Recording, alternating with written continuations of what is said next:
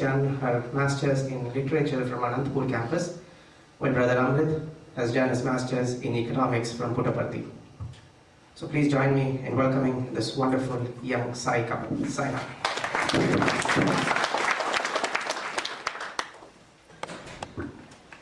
Om Sri Sai Ram. I offer my most heartfelt and loving pranams at the lotus feet of the omniscient, omnipresent, omnipotent Lord, our dearest Swami. And at the outset, I would like to wish all the elders here, all my brothers and sisters, all my friends of the Sai family, a very, very happy, prosperous and a successful new year. As Swami has declared that this is going to be a very beautiful year for us, an interesting year, a very prosperous and a Sai-ful year. So a very, very happy new year to all of us present here. And I'm extremely delighted to be amongst you here. It is Bhagwan's immense grace upon us for having given us this opportunity to be here. I feel blessed. I feel so happy. It is like another home. And I'm so thankful for him for giving me this opportunity. I'm thankful to Brother Sundar, the Center President, for having made this possible for us to come and share our experiences. It is indeed reliving our precious moments, the golden year that we spent at his lotus feet. Well, I'm just like a drop of water in the ocean, a speck of sand in the desert. I cannot talk on the glories of Bhagwan. I'm just a beginner, I'm just a learner. So, to begin, I would also like to share the experiences of the beginning of my journey into the Hallowed Institute, Anantapur. I have a quite surprising background that my parents, my family were not devoted to Bhagwan. I don't say devoted, everybody is devoted to God, but they were not totally into the Sai fold. So, and I was a science student in my school, and I always wanted to take up medicine as my profession. So I had taken up science in my class 11th and 12th. So, and I was trying for different medical courses after my +2. And there happened to be a friend of mine who was Swami's devotee and who was attending the Bal Vikas classes that time. And I had no idea about the Bal Vikas classes. I had just here and there heard about it, and I had known about Swami, but I was not aware of what were his, the various dimensions of the Sai organizations and the beautiful Sai world. So she handed me the prospectus of the institute, and I went through it, and I was interested when I saw the different courses. It is so interesting. Bhagwan's Institute looks so beautiful. It's the infrastructure and also the different, especially the integrated value system was so appealing to me that I was at the very first instant interested to send my application. So I took my application and showed it to my parents, who were not at all interested, because the very first reason is the long distance of the place where the university is situated. I basically come from Kalimpong. Most of you must have heard the place called Darjeeling, the famous Darjeeling tea, if not the place, the tea that really sets you get going the whole day. So I come from Kalimpong, which is quite a far distance from Puttaparthi, Andhra Pradesh. So my parents were like, okay, if you want to, you just give a try, but they showed no interest. But somehow there was a deep interest inside me to at least try for this college. So I sent my application for the science course there, and no wonder I got the call letter, and somehow like I could, I'm sorry, in this, what happened was I had already applied for other courses there in West Bengal, like the joint entrance examination and other medical exams. And what happened? The entrance test for the medical exam and the entrance test for the Swami's Institute, it coincided on the same date. So that was a very, very big thing for me. In the first instance, I myself was like in a dilemma. What would I do?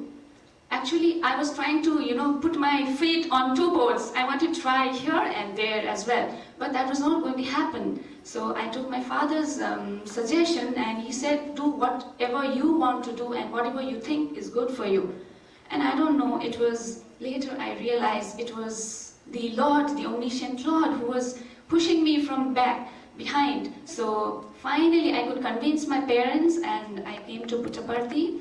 And it was grueling hot that time. I was almost fainting. My father was like, no, you cannot study here. It is too much a hot place and you cannot adapt to this climate. But as again God willed it, things went on, and I appeared for my entrance exam. I got selected in the written examination, and the interview results were not declared then. It was the first week of May.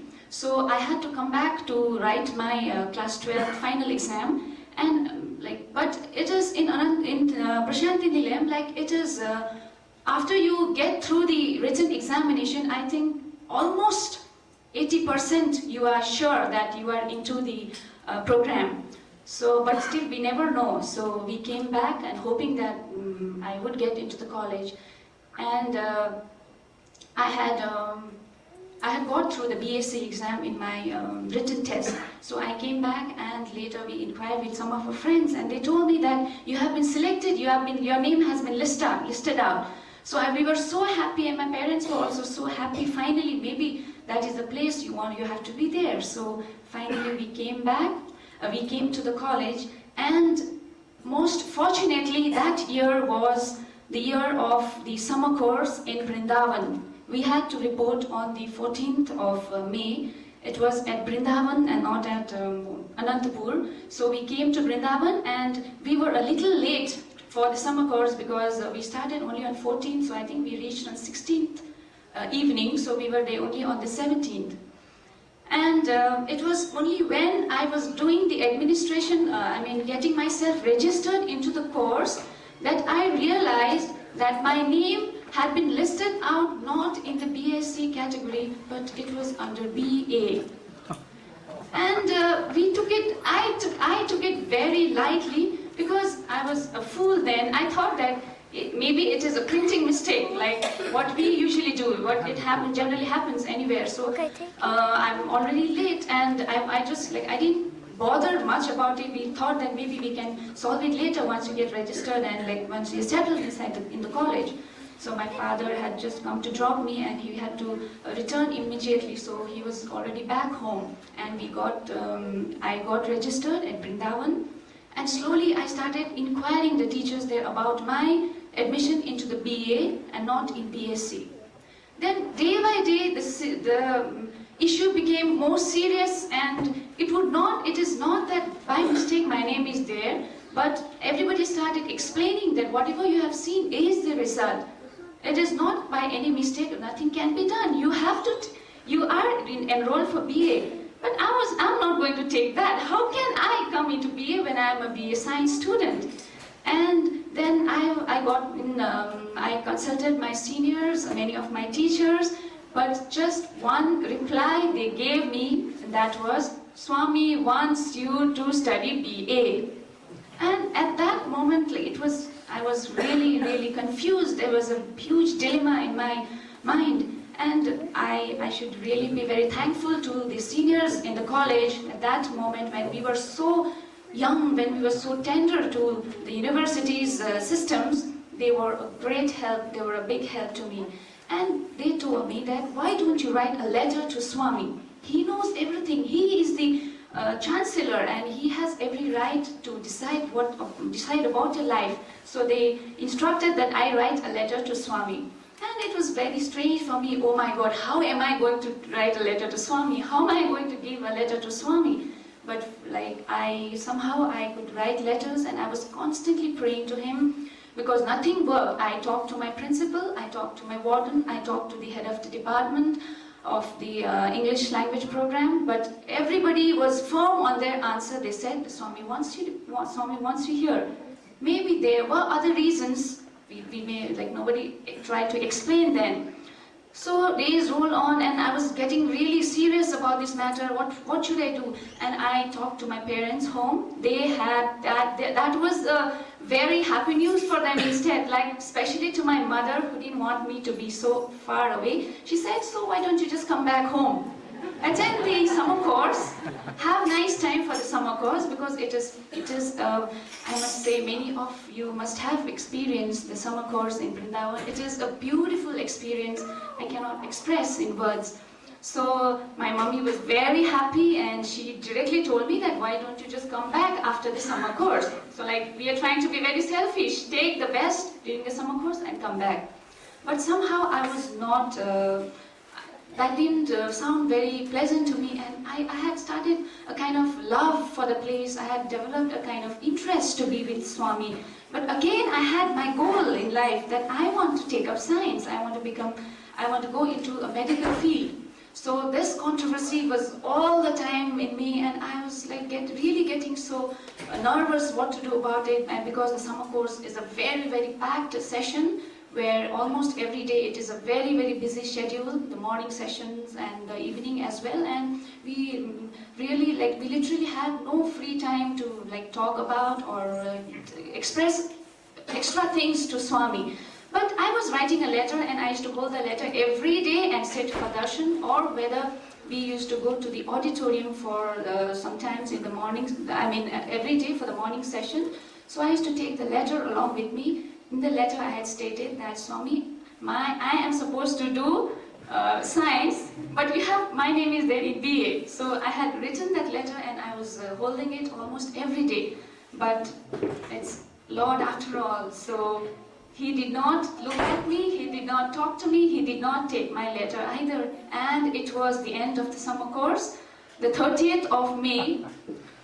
In the morning, we were all taken in front of the tribe Vrindavan and we were distributed saris. And Swami approached it, and I thought, my sister had, some of my seniors had told me to carry the letter wherever I go. So I made it a point that I take the letter wherever I go. So that moment also I had the letter with me and we were all sitting very anxiously. Swami came and he touched each sari, he blessed the sari, he blessed the girls, he distributed the saris, but he would not come near me and he would not take the letter.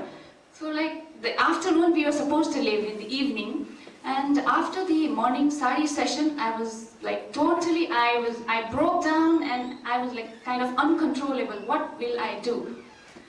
And we were back in the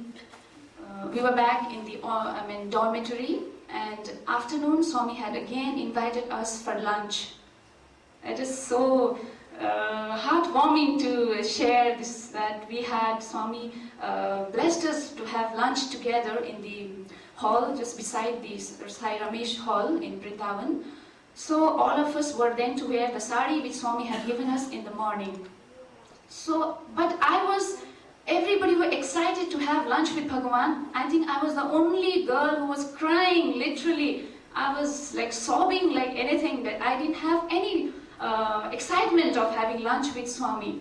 So I was crying and crying in the process that I almost forgot about the time, and almost everybody were out of the dormitory. And two of the line, we have the line in charge sisters who take care of all of us there. So they came and they were literally scolding me. I think that was the day everybody also lost temper and they were literally scolding me. They said, sister, why are you so late? Bhagavan is already going to come and lunch, all the girls are already seated. What are you doing here? And I had no answer, but I was just crying and crying. And so they helped me tie my sari, and quickly we ran to the into the hall, dining hall. And to my utter surprise, the hall was filled with girls, our students. There was no place I could figure out for myself. And the sisters in anger, they just, you sit here, make yourself comfortable here. At the last end of the corner, they just made me sit there, and they happily walked to their places. They had booked their places. So they walked, and I was sitting there. And I was crying and crying, and at that moment I realized that I had forgotten to bring the letter. I thought like, oh my, suddenly I realized that I didn't have the letter, so what if Swami comes here? Then Swami came, he just came from the other side, and so lovingly those days, it was our blessed moments that we could see Swami walking so beautifully, lovingly amidst us. He used to collect letters, he used to talk to the girls, and he used to be so loving and so gentle.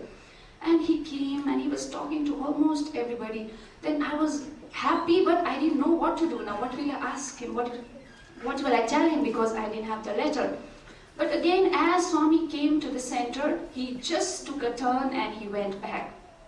So that was over. I said, no way, in any way, I'm not going to have it. So what's the point? Then I literally, after that, I stopped looking at him and I put my hand down and I was crying and crying and crying. Suddenly there was some very like a silence there, and one of the sisters sitting next to me just pushed me like this. And I looked up. Bhagwan Swami was just standing in front. He had so quietly walked and he was standing in front. And I was so scared. My hand was trembling. I didn't know what to do. And I couldn't speak a word. I just stood up like this. And he looked at me and he just passed his hands like this. And he touched my hand. He held my hand and he walked by. So that was a turning point in my life. I felt that there was the answer. I didn't have to carry a letter. He knew. And I felt that was the very first experience in my life, and the very first lesson I learned, that He is the omnipresent Lord, the omnipotent. He knows everything. He knows that He wanted me to be there.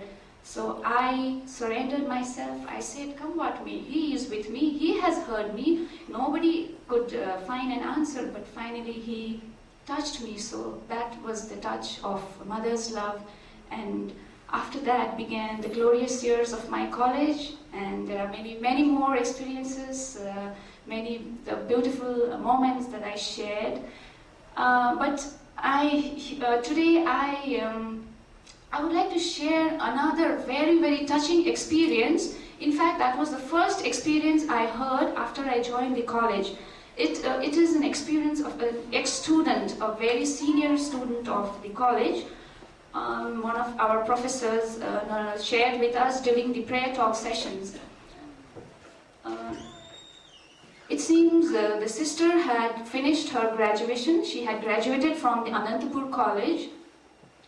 And after a girl is graduated, it is normally in India that they are, the parents or family look forward to their getting married and settling in life. So was the situation there, and they tried finding alliances and they tried making matches. But this was a very difficult task for the family, because some problem or the other came in terms of the horoscope or in the family or this and that, and they were not able to find anybody whom she could get married.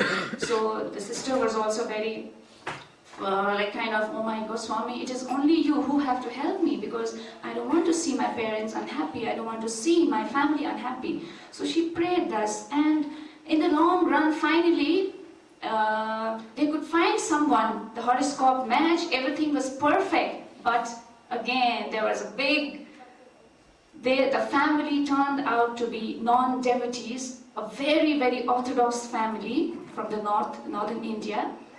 But they could not help, and the daughter said, well, it is, if this is God's will, I will accept it. I will get married to the family, and it is Bhagwan who wants me to be in the family, but maybe for some reason. So somehow the wedding was arranged and she got married and settled, thinking that one day she had a firm conviction. Her faith was so strong that she believed one day she would be able to change her family and bring her family, motivate her family towards Bhagwan's teachings.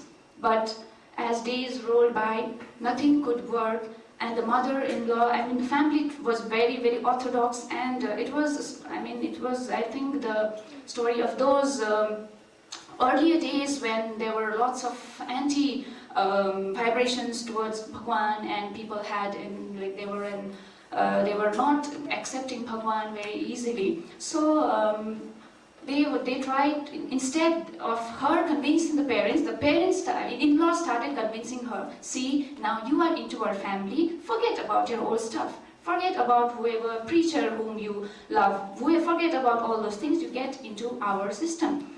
And she tried telling her husband that he is our Lord, he is my Guru. He has given me this life, he has given me this education. She tried convincing her husband. But her husband was also like, okay, because he did not want to go against his parents in giving her company. So it went on, and it went on to that extent, like she would have Bhagwan's pictures in her small pictures under a pillow, but her husband would see it and just put it aside. She would keep it somewhere, just a small picture, and again the mother-in-law would say, and just put this aside, we don't like to see it. It went on to that extent. So the sister was very disturbed and she prayed ardently, and the only final place she could find to keep just a small photograph of Swami was in the kitchen. In one of the closets there was a coffee container. So she felt that was the best place to hide her Swami's picture. So she used to put that small piece of photograph into that container and worship Swami whenever, like early in the morning, and whenever she would get time, she would just look into the picture. But she was like persistent on her belief, and she went on praying to Lord. Like she stopped talking about it to her family, but she was constantly praying that, Swami, you have to do something. You have to bring about a change in my family. Then suddenly, after many years had passed, one day her husband returned from some tour, and suddenly he expressed to her that the Guru that you are talking about, you love him so much, the place that you have studied, you are fond of so much, so would you like to go and see? And it was like a big, the girl couldn't take it. I mean, the sister could not take it. She was so astounded, and she agreed, and somehow he made her parents agree to it, and they came to Puttaparthi, and I think, if I'm not wrong, I think this was also Vrindavan, because those days Swami would be in Vrindavan most of the times. So they came to Vrindavan and they stayed in a hotel outside, and the early morning, sister was so happy, and husband, both of them came, and the early morning they went for darshan. Sister was very lucky to find a good place in the ex-students block, in the first line, so she was sitting there to tell Swami that she has brought her husband finally, and husband was somewhere in the public, in the gents' side.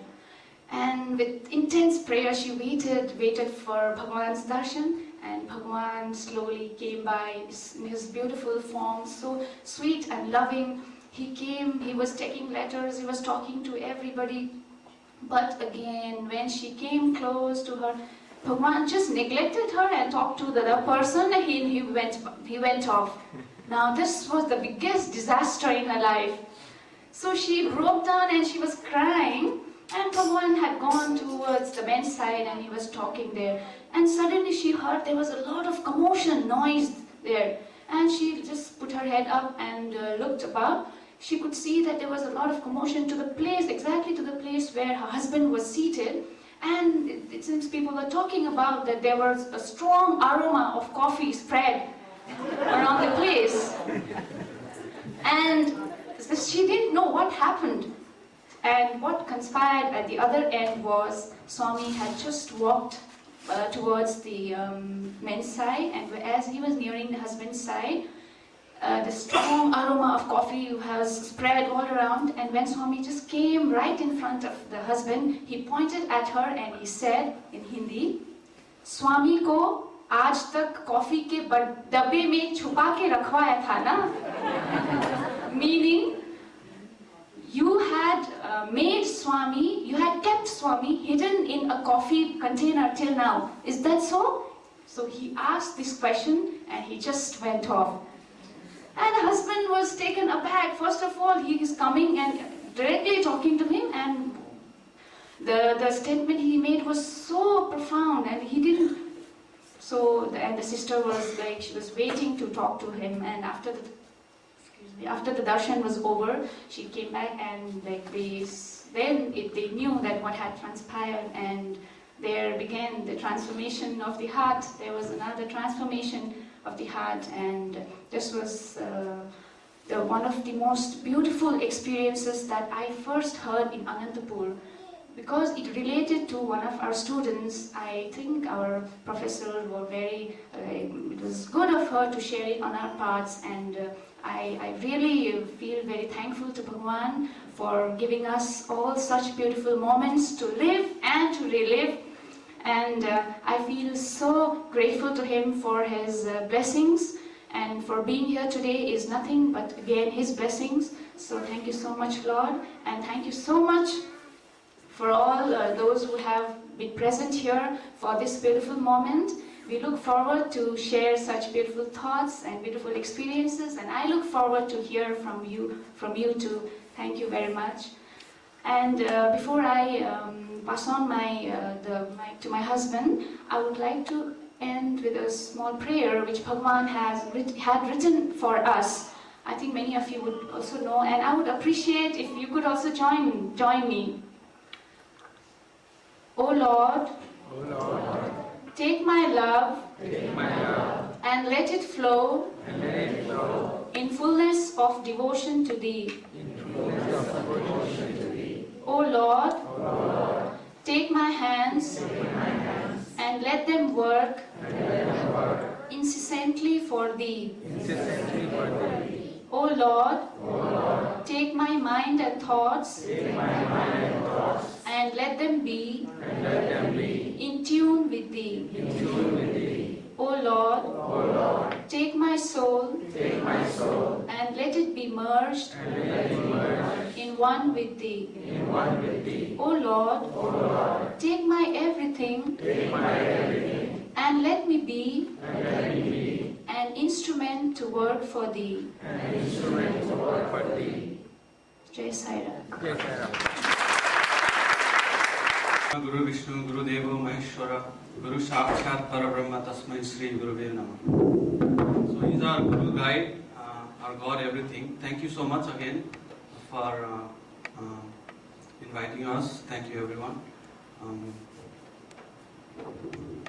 So we're thinking what to share, and then what else to share other than omniscient Lord, that He knows everything. So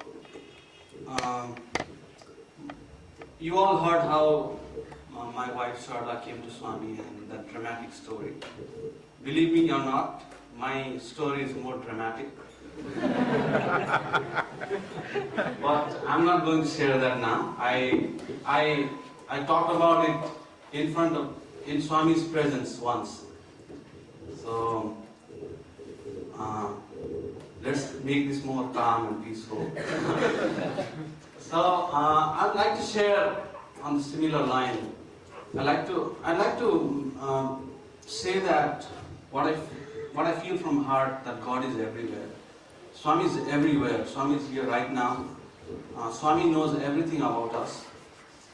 We might not know few things about ourselves, but Lord knows everything about us. He knows what is good for us, and He knows what is right for us. We just need to have that bedrock faith and devotion to Him. Let me quickly share one of my experiences when I was a student there. The BSc courses are 3-year courses there, and master's courses are 2 years courses. So in the final year, you get very nice chances, amazing chances to go near Swami and interact with Him. And there are lots of festivals. You get to get chances in those festivals. So you wait for the final year, 3rd year, and the 2nd year of postgraduate. So I was in my 3rd year BSc course, and some of you might have gone in Janmashtami. Janmashtami is celebrated very nicely there. Janmashtami is birthday of Lord Krishna, and we celebrate with so much of joy and decoration. And one of the very beautiful things in Janmashtami is that we get cows from Gokula. So they choose boys from the hostel to train to getting around the cows. So I was hoping that I would be chosen because thinking that because I had this great desire to be like one of Swami's Gwala, and then go with a cow and then, take a picture with Swami. That desire was there in my heart to go to Lord Krishna as a Gwala, because I had seen my seniors doing a few years ago. So to get that chance, I had even sacrificed other chances, thinking that, okay, I'm there. But when that list came out, the selection process, I was not there in the selection process, because they'll select the students and you'll have to practice taking the cows for 1 week before Janmashtami comes. So I was not there, and you can imagine I was totally broken apart. I was devastated. Such a great dream of mine, and that night I was all the time praying to Swami and crying. We come from a crying family though.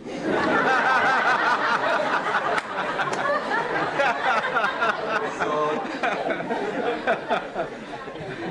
I was crying and crying and crying.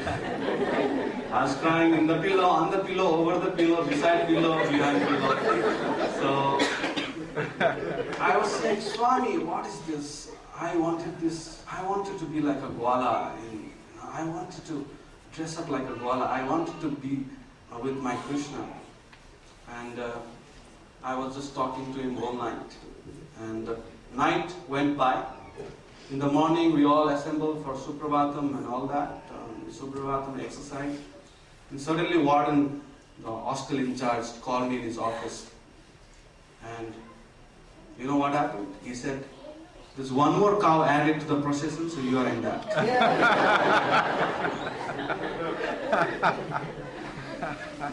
So, better all of you start learning to cry.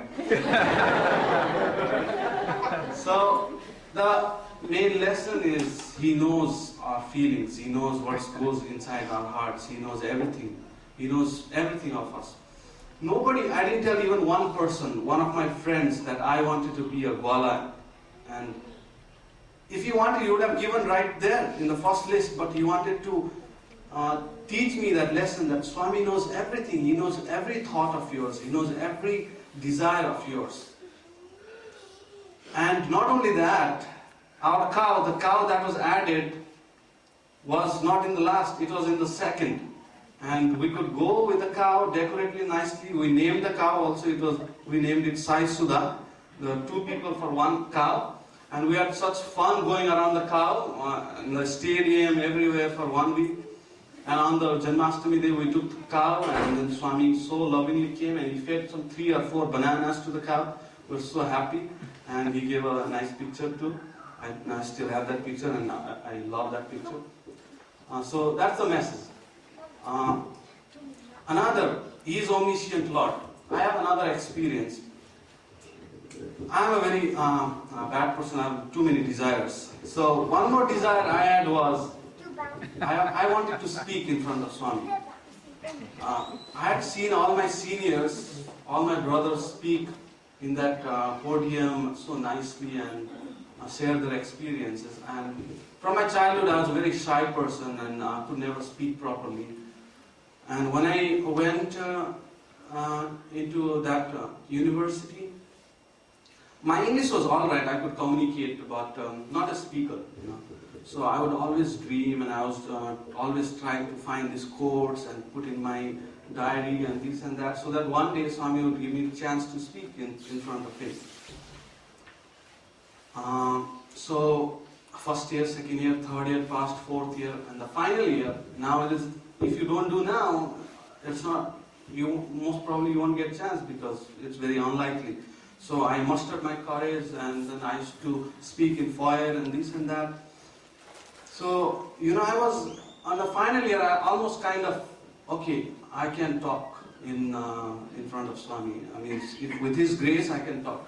So I was preparing, and there is a teacher in charge in the hostel who takes care that whether this person can speak or not, and then you will be in line if Swami calls. Because those times, I'm talking about 2005, some activity or other goes in the hostel. So either there will be Vedam chanting or there will be some drama by students, or because there are lots of devotees and Swami likes people to get the messages from students and this and that. So there will be few speakers ready all the time. So I was in line. And I was getting ready, and I used to go to the quiet place and get ready and this and that. So, but it did come. I used to sit in the front row all the time. But every day there was a Vedic chanting or something, or the other days passed and weeks passed, and maybe I think months passed by. But I was always every day I'm getting ready. Every day I was trying to sit in the close by distance. So one day there was a MBA. There is an MBA program in the hostel. They were trying to prepare for a drama, and they were all ready with costumes and everything in the front row. So Swami asked warden, so what's the program? So that was going on. And that day I was sitting somewhere far, somewhere in between. And suddenly I noticed something that usually that doesn't happen. That when Swami sits on the chair, there is a cushion on the bottom, right? For his feet there is a cushion. So there is always a cushion for Lord's feet. And even from far, I was noticing that day there was no cushion. Swami's feet were directly on the floor, marble. And then I was feeling like, you have read so many stories, this and that, and you have some love for God. And I thought, I was looking at the person or brother who sits beside Swami, and I was thinking, why is he not asking Swami to have a cushion? Because it doesn't look nice on Lord's feet on the bare ground. So I was thinking, and I was feeling so uncomfortable and so strange, so uncomfortable myself that, it's not good. So the thought came in my mind that if only I was near Swami, that if only I had been in that brother's place, I would have forced Swami to keep that cushion in Swami's feet, I would not have let Swami just put his feet on the bare ground, because he's Lord of the universe, he's Master. And suddenly that was transpiring in my heart, and that something else was going on with warden. Swami was asking what's the program and this and that. And warden was saying that there is an MBA drama that day, everybody's prepared. And Swami said, no drama, I want to hear speech. So warden called, who is the next guy? And then I was there far apart, and they called me. I didn't know what's going on. Then I came front, and then Swami asked, you are going to speak? And then I was very silent, and I was very happy too, and I said yes, and he asked me, what is the speech about? And how long is the speech? And this and that he was asking. And suddenly that thought came in my mind, I was thinking just right now that if I were there, I would have asked Swami to put the cushion in his feet. And I asked Swami, would you like me to put the cushion in her feet? Swami said no. Because it's his, Lord is what happens we don't know. But the message that I want to tell is that he listened to my heart right there in a split of second. I was thinking that if I were there, I would have asked Swami, at least I would have asked Swami to put that cushion in his feet. And he called me in another second, right in front, though I was somewhere far.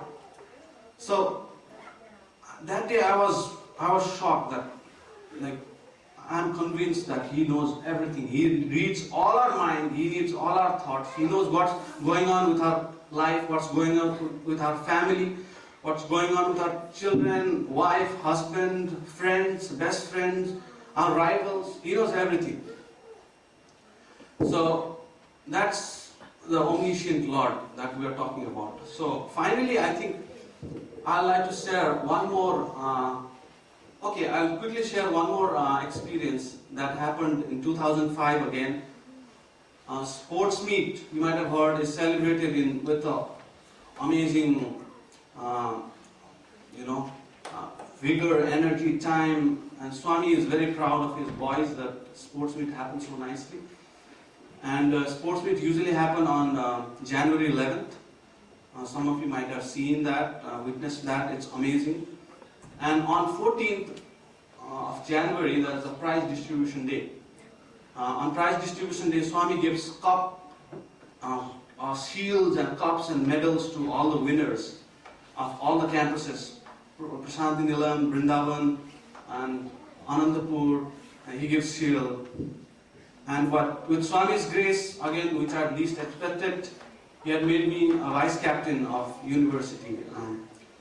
So I would lead the squads and I would help organize the sports meet that year. It was 2005. So sports meet were over and we were seated in the front row on the prize distribution day, 14th of January 2005. And captain and vice captain of the institute were seated side by side. And the captain was, I still remember, he was from Germany, Indian and German mixed. And I was there, and Swami bhajan started, and Swami was looking into us closely. And I had also invited my father, I come from Nepal. There's no famous Nepalese tea. I come from Nepal, and I had invited my father all the way to witness, to see Swami's blessings and grace and sports meet. And also it was a great honor to be a vice captain of the institute and receiving cup, shield from Swami himself. So my father is also, he respects Swami. He is he has a very good faith, but he's not very involved in Sai activities and this. So I had to convince him to come and this and that. So he was leaving. My father was leaving that day. And I had nothing to give him, and I was not sure whether he was happy or this and that, because public, only thing is that you have to be happy yourself and with darshan and this. So that we were seated in the front row, and then bhajans was going on, and because it was Sankranti and prize distribution, there were lots of sweets and toffees everywhere, and there was a toffee ball in Swami's table too. And he took one toffee and he was playing with the toffee, and then bhajans were going on, and he threw the toffee to the captain of the institute, who was seated right next to me, and he was very happy. He took the toffee and put it in his pocket, and I was thinking, Swami, it would be so nice. I'm crying. My father is here from all the way from Nepal, and it would be so nice if you had given that toffee to me. And then, in next split session, he took a toffee and he threw towards me. So, I was not asking for me, that's what Swami gave. See, I was asking for my father, and Swami heard that prayer right there. He knows everything. He hears everything. He knows every single thought of ours. So that was another amazing experience that I always fondly remember. Lastly, I would like to, because Sarala started with how he got into Swami's college. In Gita, Lord says, Lord is there in the beginning, in the middle, and at the end. And he also says, Aham Sakshi, which means I am the witness of everything. He is the witness of everything. He is here right now and here. He is there within us. He is there everywhere. So, that was the beginning. I would like to share the end too. Actually, it's not end. It was the beginning again. Means, in that respect, we were getting graduated, and like all the students, we have to leave the campus and go to the world and then take up jobs and careers and this and that. And believe me or not, it's a very painful experience to leave Puttaparthi and go wherever it is, though you are brought up somewhere, this and that, but the feeling is totally different. Those of you who might have gone to Puttaparthi for a week or a month might have felt the same way. Even on the last day of leaving, you feel something, I wish I could stay longer. I wish I could be here all the time. That's God's love, that's divine love. So I had amazing, glorious 5 years with Swami, and I can never compare that or explain in words. I don't cherish for anything. That's now enough.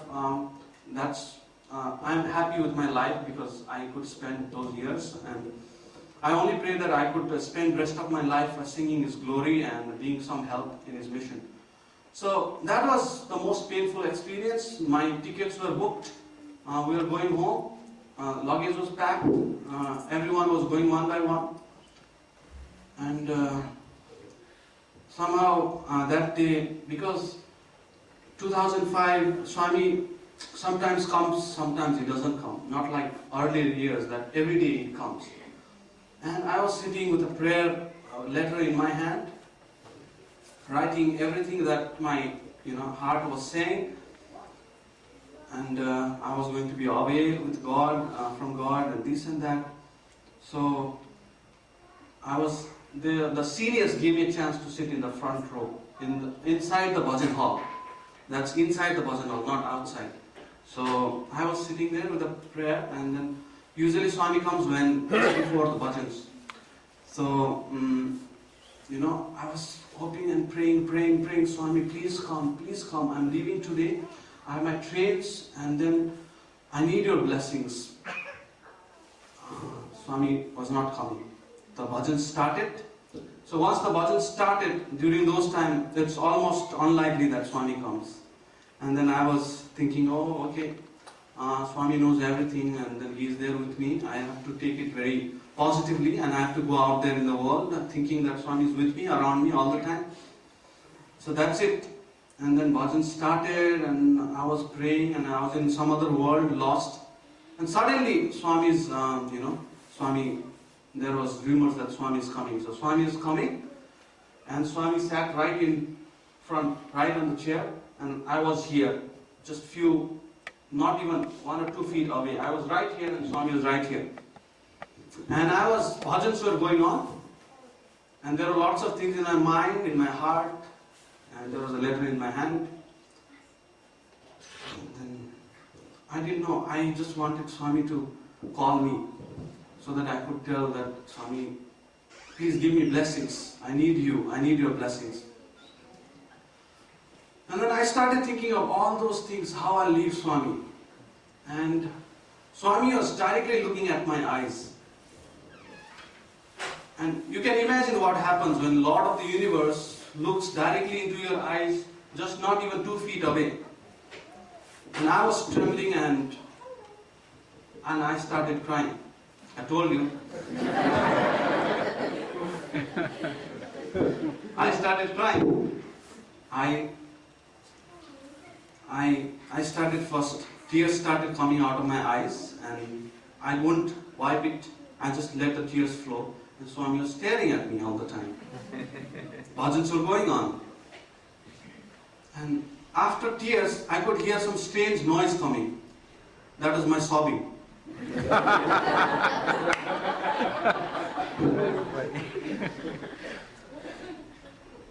I was literally sobbing, and brothers beside me were just patting my back and saying, it's all right. And they were trying to console me. And I was literally sobbing almost for 15-20 minutes. I continuously cried in front of Swami. Bhajans were just getting over, and Swami would go. Swami took my letter, I think.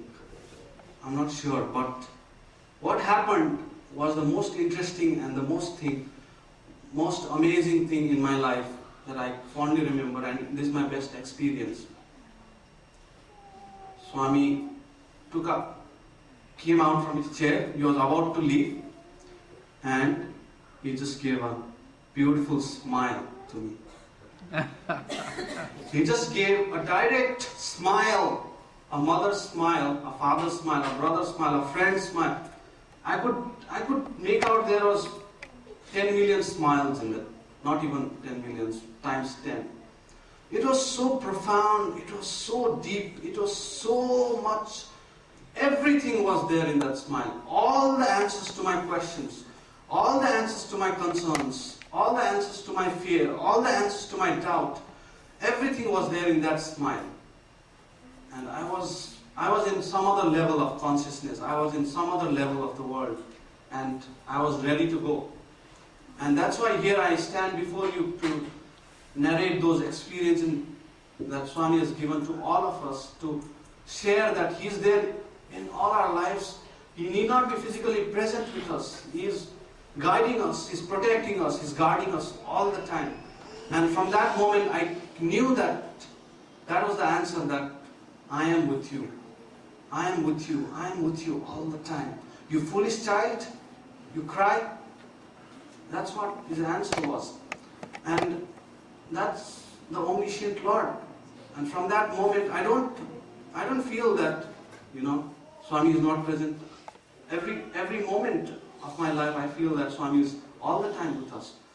In Flushing, in Manhattan, in your home, even in bathroom, Swami is there everywhere.